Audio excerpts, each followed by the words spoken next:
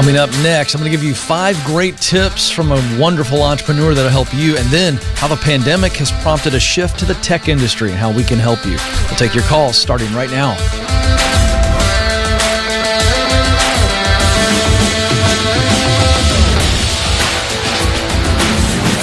I am coming to you live from Ramsey Solutions Studios in Nashville, and you are joining a conversation about who you are, what you were created to do, where you want to do it, and how you can get there. It is about your purpose in and through your work. You were created to fill a unique role.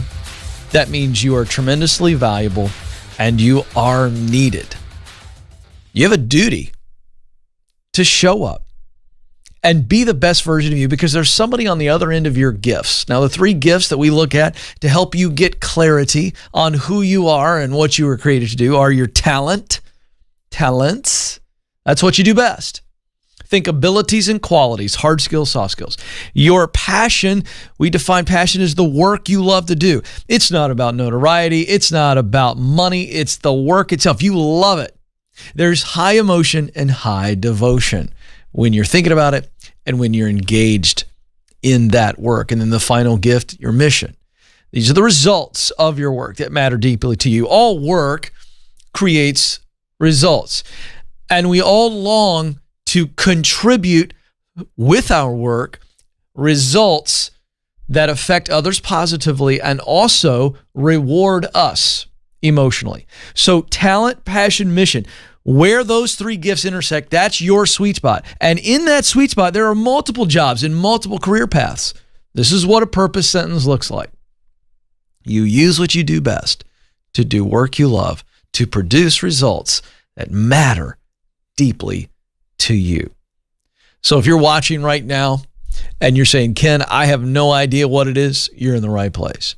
If you're watching right now and you say, I know what it is, but I'm dealing with fear and doubt and pride, they're holding me back, I say to you, welcome to the club. You're a human. But you can't overcome those things, and you're in the right place. Or if you know what you want to do and you don't feel you're being held back by those enemies of progress and enemies of purpose that I just laid out, you just simply don't know how to get there. Well, you're in the right place. So let's do this, a conversation about your contribution. 844-747-2577, 844-747-2577. You can call right now. I'm sitting here waiting.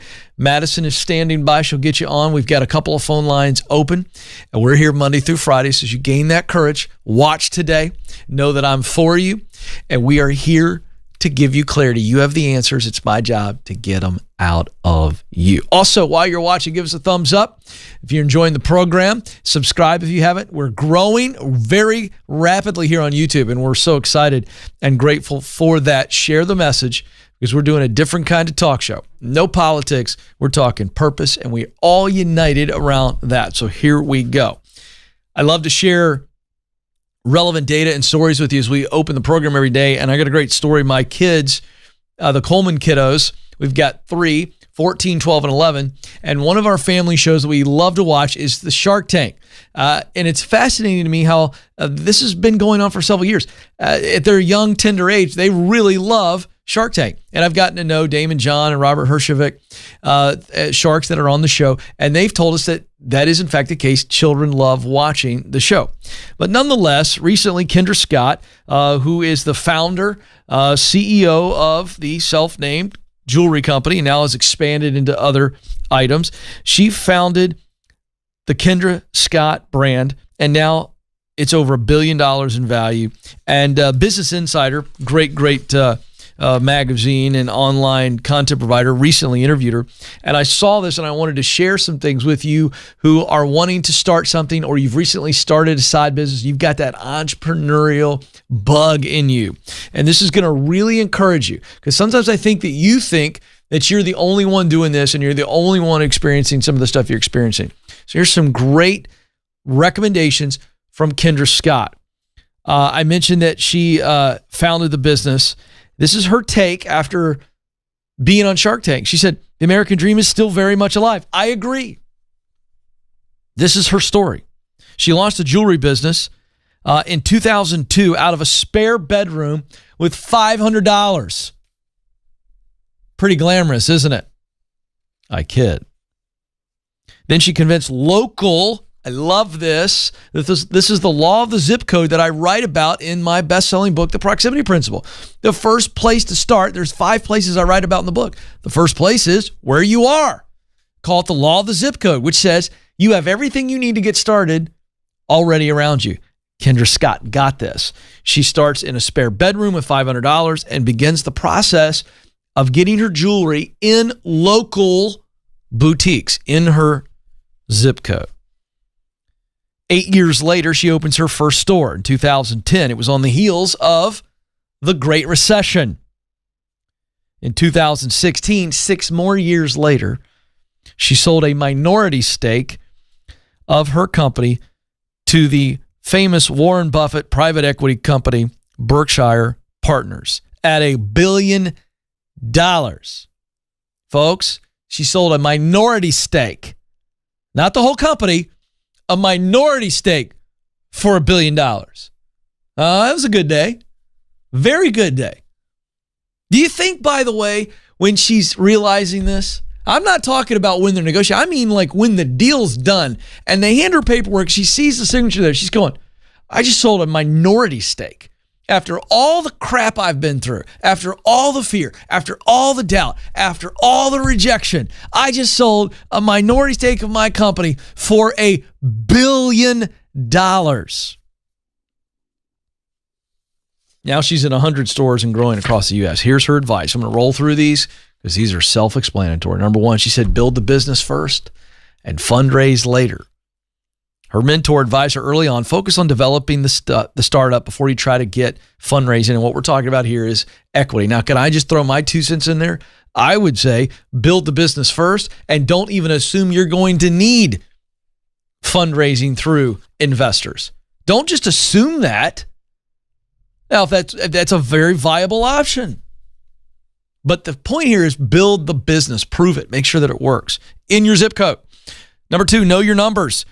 If you're not good with numbers, hire a good bookkeeper, a good accountant who is great at the numbers, and let them figure out a spreadsheet that you can understand. You have got to be aware of the numbers, what your revenue is, what your expenses are, what your margins are. This has got to be stuff that you just know. And if you watch Shark Tank, those sharks pound those people. They got to know their numbers well enough to explain that it is a solid business. Number 3, show your passion. Customers, investors are looking for enthusiasm. They're buying your passion around the product or the service. Number 4, your identity is your strength. Listen, you are the heart and soul behind the business. Your experiences, your failures, your perspective are important. Don't shy away from sharing your identity. Don't lose your identity. And then finally, protect your mental health. Entrepreneurship, in my opinion, is one of the most difficult journeys on the planet. It's tough. You're the chief everything officer. You've got deep passion in this. And when things don't go well, our customers don't bite it right away. It is wildly discouraging. But you can do it. But you've got to have an outlet. You've got to have time for yourself, even if that's 15 or 20 minutes a day. You've got to have what I call your real board. And those are men and women in your life that are objective and that you can speak to, be vulnerable, insecure, break down and cry. And they're the kind of people that'll smack you in the face and say, snap out of it. You got this. I believe in you. Come on. Or, hey, let's hug it out. Got to have those people in our life on these entrepreneurial journeys. So great stuff there from Kendra Scott. I hope that helped those of you who want to start something or who have started something. All right, let's get to the phone, shall we? It is your show. 844-747-2577 is the number. Let's go to Sonny in Dyersburg, Tennessee. Sonny, you're on the Ken Coleman Show. Hi, Ken. Thanks for having me on. You bet. How can I help? Okay, I'll tell you my situation, then I'll ask my question. The question will be, should I stay in this situation or try to change it? Okay. That'll be the question. All right. I'm a preacher. I'm 25 years old. I love doing that. I've worked through the sweet spot exercise. I definitely know I want to do that. Mm-hmm. But doing the exercise, I also found I'm drawn to mathematics, finance, stuff like that. So I went through FCMT. I'm a Ramsey Preferred Coach now. I love it. Very excited about it. And I'm actually teaching a biblical finance seminar at my church in a few weeks. So that's great. The problem is I did your career guide, and I'm in the wrong role, in the wrong position currently at my job, and I don't make a lot of money. So I'm trying to decide, should I just hold tight as the financial coaching grows? Because I know I have a lot of connections with that, a lot of pastors, a lot of stuff to where I could get in front of people and help for sure. Or slow that down and put more energy into finding another job for now, and then build the financial coaching. All right, let's start with, you took the Should I Quit My Job quiz, which is free at kencoleman.com for those of you who want to get this. And I love the report, and it spits out 4 scenarios, and you got wrong role, wrong place, correct? Right. Okay. So what's the role at your church that you're filling? Right now, I'm not a pastor or anything. I'm just helping my pastor. I fill in at some other churches, do some youth camps, periodically just fill in here and there. Well, that's not a full-time job, though, is it? No, that's not the job. I work at a factory during the day. Okay, brother, I'm confused. The way you made that sound, you go, I'm a preacher, I'm called to preach, and I know I want to do that, but you didn't tell me about the other day job. So let's go back. You're working in a right. You see how I'm confused? Right. Okay, what's your day job? I just work at a factory. I make pet products. Okay. All right, that makes total sense. But you feel called to preach, yes or no? Or called to ministry? Yeah. Okay, now let me tell you this. As a pastor's son, and my wife's a pastor's daughter, and both of our dads at different times during their ministries, they were bivocational. Right. So I want to put that out there, that I think that bivocational is a viable option. If you feel called to ministry, the question becomes, do you feel called to be a senior pastor? Do you call to just be in ministry on a church staff or a parachurch ministry? You know, that's what you have to figure out. But you could certainly be on a pastoral staff or on a ministry staff or parachurch ministry staff, and also do the financial coaching on the side. So that's a viable option. So how does that sound to you when I just kind of throw that at you? That sounds pretty good. I'm definitely open and committed to the bivocational thing. What I'd like to see is I just kind of help my church, not as the pastor, but I help him, kind of a really good number 2. And I have my own ministry on the side where periodically I travel around, hold some more seminars kind of like this on several different subjects.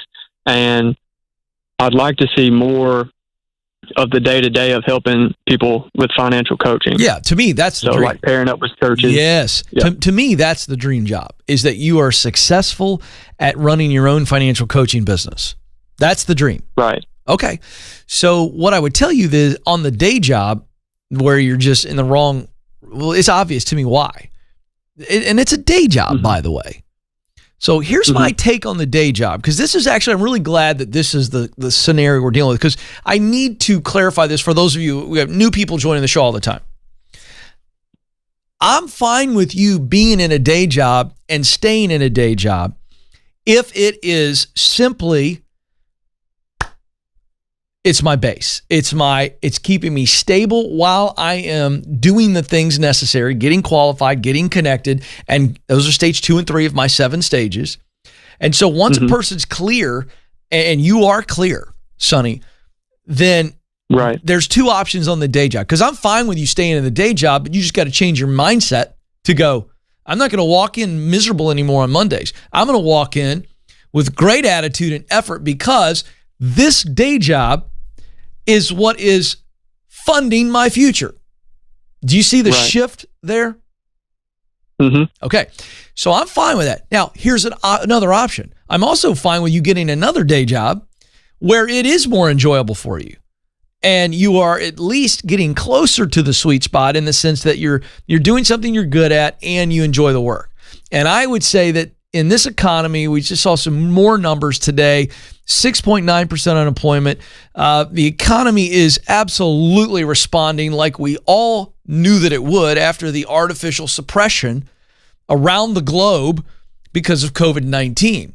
And even with COVID-19 in a rebound, if you will, the economy's still adding jobs. So option A is you stay in the day job and you change your attitude. Option B is you go, wait a second, there's more things I can do in Dyersburg, Tennessee, where maybe I'm in the right role and in the right place, or at least I'm in the right role, and the wrong place in this situation would be it's not the dream job, but we're okay with that. Does that make sense? It does. So I think you got to do what's best for you right now, mentally and emotionally, when you feel like you're in a dead-end job. So the question becomes, and you don't have to answer this, you've got to think about this over the weekend. The question becomes, can you shift your mindset on this current day job? Or do you go, you know what? I can find a better day job where it's a better fit for me and still make the same amount of money I'm making, or maybe even more, while I'm building my financial coaching business on the side, because the financial coaching business is going to have to replace your current income. And anything you make from the church is gravy. So that's my take. Right. You got it? Absolutely. All right. Hey, let me hear a little juice in that answer. Sonny, do you got it? Absolutely. Yeah. You know what to do. Yeah, I do. I've answered your question, correct? Correct. All right, my man, let's go. All right, thanks, man. Yeah, you bet. Listen, this is a good reminder of one of my favorite lines from one of my favorite movies of all time called The Great Debaters. And it's a scene in the movie between Forrest Whitaker, great actor, and his son. And his son's on one of the top college debate teams in the country. And he's all about debate. And this kid's brilliant. And he's all about debate. And he's rushing out of the house. And his dad's like, whoa. Have you finished your homework? Have you finished your studies for tonight? And the kid stops. And he's kind of doing that thing that kids love to do. And they roll their eyes, and he basically looks at him and says, do what you have to do. Then you get to do what you want to do. And what a wonderful, wonderful line that is. What a wonderful reminder it is for those of us who are in a day job that we cannot stand, or a day job that we're just bored and stale. But we've got this dream. But the money component to this journey, folks, is huge. And we must be stable. We must be smart in how we go after the dream. We don't need to be jumping off cliffs. That's never smart. All that romantic crap, that only exists in the movies. Oh, I'm gonna quit today and walk out and tell my boss to shove it. Now I'm chasing a dream. Okay, great. By the way, that only works if you've got money in the bank or something to walk into. Other than that, you're going to wake up about, middle of the night around 2 or 3 in the morning, panicked because you realize how dumb and stupid what you just did was. So come on, folks. And so if we can shift our focus to, wait a second, if I don't have any viable options in the day job, I can change my mindset. And we know from neuroscience that what we think about affects what we act on. So it's like I say to my 3 kids, hey, do your best, forget the rest. And what I'm telling my kids when I tell them that every day is you give good effort and have good attitude. And if you're struggling in a class, I get it. But guess what? You gotta complete it. That's how that works. So parents that are in that situation, step back for a moment and go, what would I tell my kids if they were me in this situation? You've got this. 844-747-2577. Let's go to Miami, Florida. Lynette is on the line. Lynette, you're on the Ken Coleman Show. Hi, Ken. It's a pleasure to speak with you. Well, it's my pleasure. What's going on, Lynette? Ken, I need your advice. I'm so blessed. I just came back from maternity leave, and I was promoted to manager of my department. Hey. All right. I like that. So blessed. It's been 8 years, and I've worked so hard to get there. Yes. And I've had coworkers that I've been with them for 6, probably 7 years, maybe all 8 years. And they've been my friends. We go to lunch together. We share personal stories. And now I'm their manager. Mm-hmm. Now I'm in charge of their performance. And not only my performance, but their performance as well. Mm-hmm. So I just wanted your tip, your advice on how can I talk to them and let them know, I'm still your friend. I am your manager now, though, and I'm going to delegate responsibilities. But, I don't want the environment to change. I don't want them to hate me, or I just want your advice on that. Yeah, great question. Okay, first things first. You don't just tell them that you're still friends with them. Show them by doing whatever it is you guys always did. I would go to the same lunch with the same group of people. I think that's wonderful.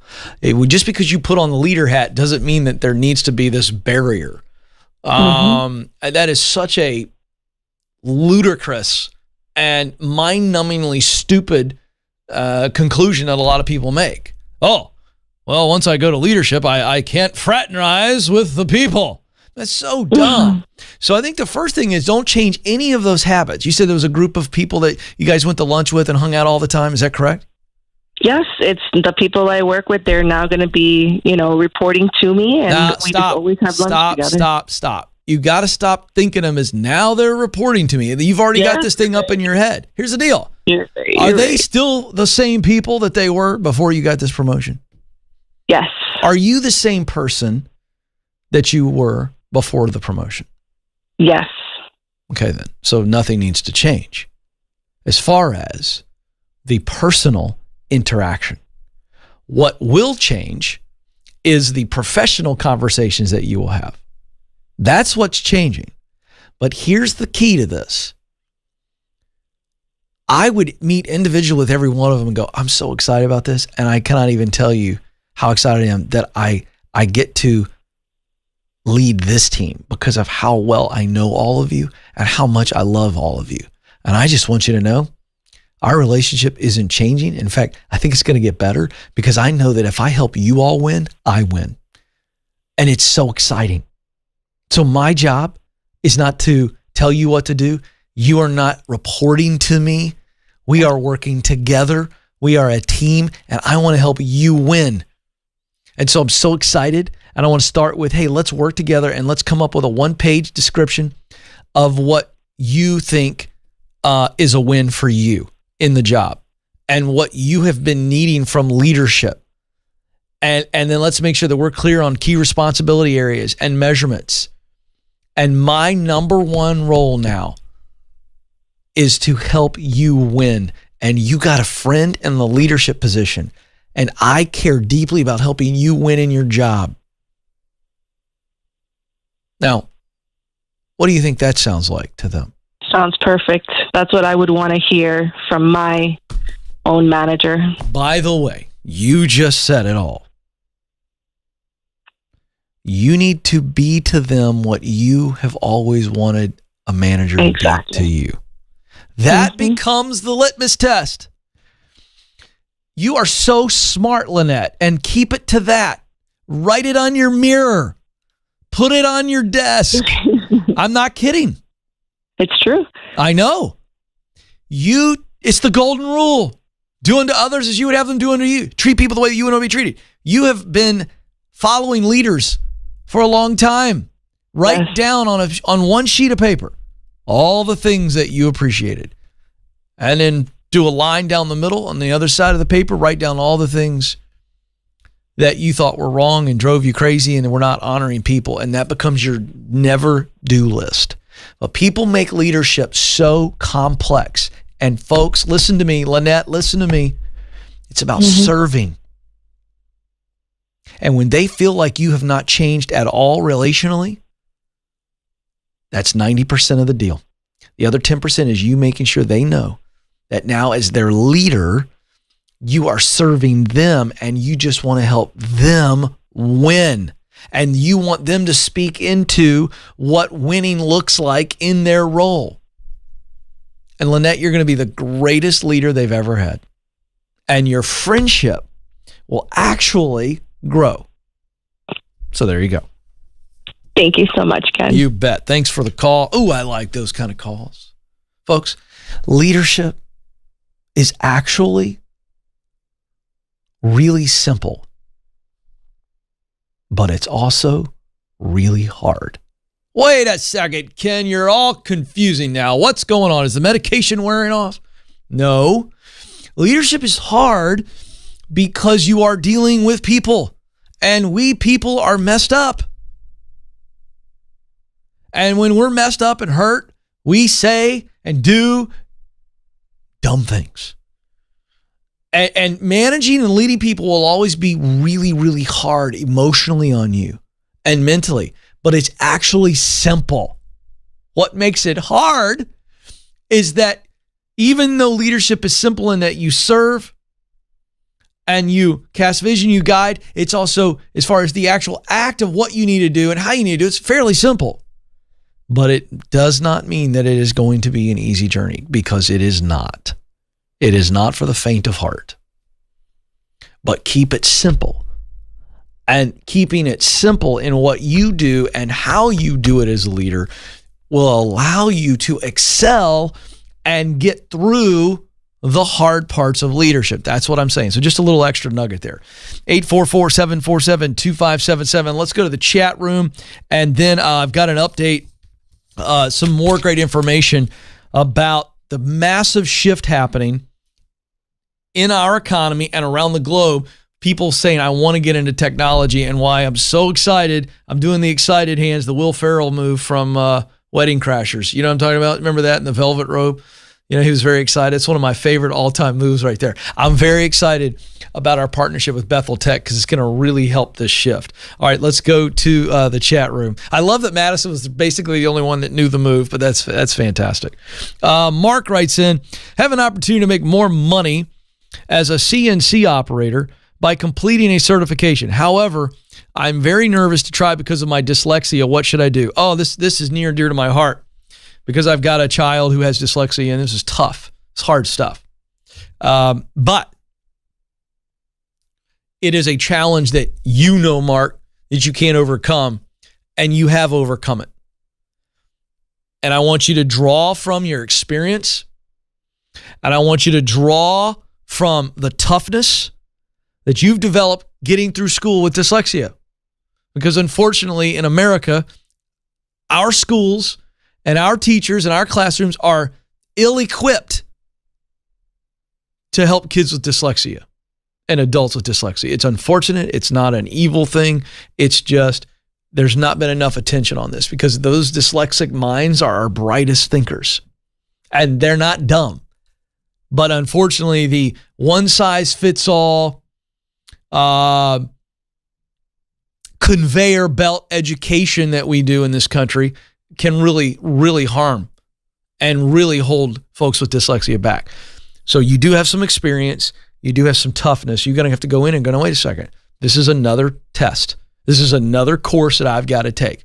The difference is we're now in the real world. We're outside of education. Education's a bubble. You're in the real world. I would say to them, listen, I got through school, I got through college or whatever education you've gotten through, but I do have dyslexia. Here's how it affects me. And so I need to let you know this. But again, I've got all this experience, and here's how I would have to take tests. And just be open. Say, look, I can do this, but on some of these testing things, there'll be some things. So I just want you to know there's a way for you to know that I got the information and pass it. I'd be really open about it. I'd take the elephant out of the room. See, when we don't address the elephant, and then the elephant shows up. Let me give you an example. It's a silly example, but it really makes the point. Let's just say that right now, here I am live on YouTube, and I'm talking. And let's just say that all of a sudden an elephant, a stuffed animal elephant, just dropped from the ceiling, just hung about right here. Everybody watching goes, oh, that's weird. A stuffed elephant just came out of the ceiling and is hanging over Ken's left shoulder. That's what everybody's thinking. Instantly, everybody watching goes, what's the deal with the stuffed elephant? But let's say that it's hanging there for 5 seconds, 10 seconds, 30 seconds, and I don't even address it. I just keep on going. The elephant's right here, and I'm not addressing the elephant. What happens for everybody watching? Nobody can pay attention to anything I'm saying. It gets to be awkward, weird. Does Ken know there's an elephant there? Does he know there's an elephant there and he's going to tell us? Or he knows there's an elephant, but he's not going to tell us. What's the deal with the elephant? And all anybody can focus on is the elephant. So if you've got dyslexia or you've got some type of a challenge, we've had moms call in for their sons who have autism, but they are highly functioning autism. But there are things. We had a mom call in one day. We actually had a guy call in who has Asperger's. He's like, Ken, here's the deal. I'm qualified. I know I can do the work. I've already done all the training, but I've got this social stuff that happens because of my Asperger's. So what have I told those folks? Tell people right away. Take the elephant out of the room. Hey, I've got dyslexia, but it's not going to affect anything other than some of the testing elements. Oh, great. It's like me going, oh, there's an elephant right there. That's an accident. We wanted that to come down later in the show. It came down. We're going to go ahead and pull it down and put it away. And everybody goes, oh, okay. That's the deal. So we've got to get to a point where we acknowledge the elephant and everybody goes, oh, okay, great. But it is when we don't acknowledge it and then it pops up and everybody starts getting tense. And here's what we know about the human condition. Very few people are okay with confrontation and tension. And so when confrontation and tension arise, they just go, oh, I can't do it anymore. I got to shut it down. And they'll discount you. And they won't give you a chance. And they won't hire you because it makes them uncomfortable. So own it. Own it. And then everybody goes, oh, okay, no big deal. All right, let's go to Angel. She says, what is an exit interview and why would I need to do one? Okay. I am not a fan of exit interviews. Some people are. Before I go off on this, Bob, do we have exit interviews at Ramsey? I believe we do. Okay. Yes. Well, I got to be careful. I don't want to say too much more. They are helpful. They are functional. Okay. So Angel's asking, what is an exit interview? It's like you've decided to leave and either they've let you go or you've decided to leave and HR or your leader wants to have an interview with you and they want to ask you questions about the organization. They want to be able to be clear. Are you clear on why this isn't working out? So many things are covered there, but it's basically before you leave, we want to have another conversation. That's what it is. I'm not a fan of them as it relates to disgruntled people feeling like they got their last shot to fire something, but they are helpful. So I should clarify, they are good. They can be done well. And I know at Ramsey, we do them well. I just was unaware of it because I've not talked to anybody, but I know that we are really trying to extrapolate helpful information. But when you say, do you need to do one? That implies, and this was why I reacted the way I did, that they're giving you the option. Now, if you feel like it is a healthy situation and they're going to give you some valuable feedback, then I would do it if it's your option. But you got to weigh that. And I don't know your situation. Okay. Because there are some times where if it's a toxic situation, I don't know how much good's going to come out of that. So that's my hesitation if it's your option. But if it's something that they do and it's part of the HR and you leaving, with no marks on your folder or whatever, then I do it and go through it. So it depends on who's doing it. But this feels like this is your option and you got to decide, do I feel like there's something good that could come out of that? 844-747-2577. Okay. Real quick, new information coming out. And this is so relevant to our new partnership with Bethel Tech. Many people are considering a career change and they're choosing to shift their focus to the technology industry. And this started at the beginning of the pandemic. People are realizing the advantages of moving into the tech sector because of the ever-shifting nature of the economy, but technology is always going to need to be filled. And that's right. Because as my friend Ryan with Bethel Tech said early this week, he said, Ken, every company is a technology company. It doesn't matter what industry. They have to be engaged with technology for the consumer, whether it even be a nonprofit, a ministry, or big business. Every organization is effectively a technology company. And so tech jobs are always going to be relevant and always going to be in demand. And here's what we're hearing. The tech industry is always complaining about a skills gap, saying that they've got more roles available than there's talent to fill them. Here comes Bethel Tech and the Ken Coleman Show. We're taking care of that. Bethel Tech, amazing partnership. So excited about this. BethelTech.net/Ken Coleman for more information. But I asked their CEO, Ryan Collins, to join me in the studio just a couple weeks ago. And we recorded some conversations, specific questions for you, my audience, who are going, I think I'd be interested. But Ken, is it possible? Can I afford it? Can I do it in a limited amount of time? The answer is yes. $15,000, 9 months later, 85% placement rate by Bethel Tech. And they're not only training you on tech, they're going to train you on soft skills. They're going to mentor you along the way, and they help place you. Are you kidding me? These are the kind of relationships that I'm excited about. And the response has been great. People are calling them. People are going to the website. But I want you to hear from Ryan Collins. Listen to more of our conversation right now. All right, Ryan, I'm so excited about our partnership together because you're doing more than just training tech skills, which is valuable enough. But the fact that you're helping people really become that complete team member through the soft skills and the faith-based training, which is going to make them even more attractive in the workspace. I want you to describe the unique edge that Bethel Tech is going to provide these folks. Yeah, it's really interesting. When we launched our program almost 3 years ago, we're the first ever Christian faith-based coding boot camp in the world. And one of the unexpected impacts was that, we knew that, churches and ministries would be interested in working with us, but we're 3.5 hours east of Silicon Valley. And we had the leading tech companies in the world invite me out to talk about our program. As a baseline, we focus on our in-demand tech skills like software development and data science and UI UX design. But what they were really interested was the fact that we focused on character.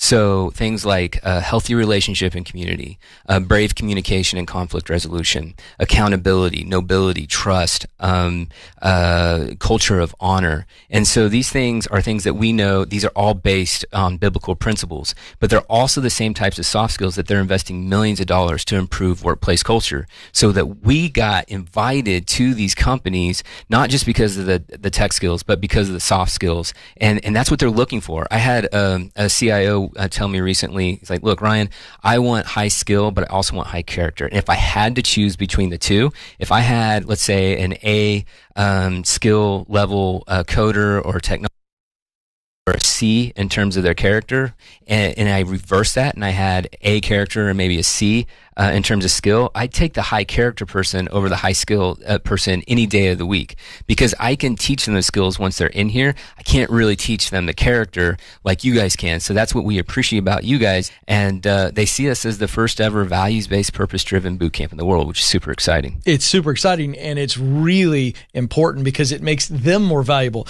The folks are going to come through your program. And I've said this a million times on the show, folks, that nobody cares where you went to school. The last time you went to the doctor, you didn't ask the doctor to pull his diploma off the wall and tell you where he went to med school. You just believe that he was a doctor or she was a doctor. And I think that that's what's so great, is that the credibility that you have in Silicon Valley, because of the uniqueness of your training, the holistic approach, it's such a game changer. We talk about that all the time, those qualities that make you promotable. You're training those qualities on the front end. I love it. We've got a special Ken Coleman Show discount because I'm a man of the people. Ryan, tell them about the discount and where they go to get signed up, or at least get some more information about how Bethel Tech can get them where they want to go. Yeah, absolutely. You can go to BethelTech.net/Ken Coleman, and we're offering a $500 tuition reduction to anybody who comes to this channel. So maybe that's you. Maybe this is something that's stirring your heart. You're like, I'm ready to get into the tech space, and this is how I want to start. Maybe this is your son or daughter or family friend or whatever. We just encourage you to get that out there, and we'd love to talk to you. We'd love to learn more about your personal and professional goals and lock arms with you to start this journey.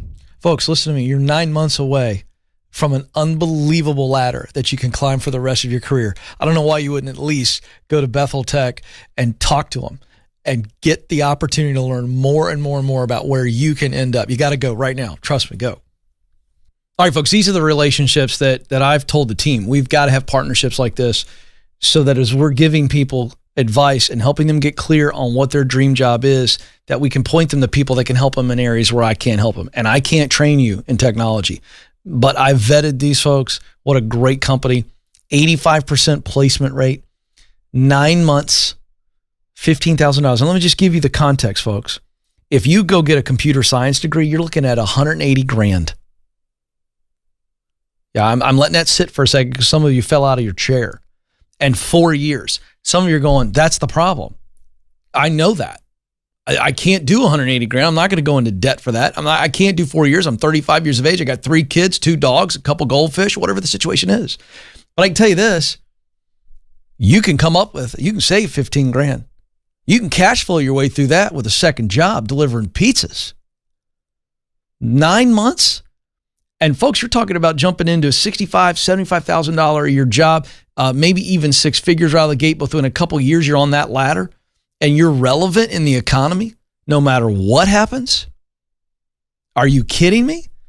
I'm telling you, folks, you decide. I'm not selling you a product. I'm showing you an option that I know is delivering the goods. BethelTech.net/Ken Coleman. Call them. Tell them I told you to call and ask all the questions. Put them underneath the lamp, the heat lamp. Do your due diligence. But I'm telling you, for those of you that want to move into technology, hey, parents, you got some kids that you know don't want to go to college. You know they're probably not a good fit for college, but you know they're tech whizzes. Why wouldn't you talk to Bethel Tech? This could be the springboard for your kid. And let me just address one other issue. You're worried about what other people are going to think at the cocktail party or the block party, if we ever do that stuff again.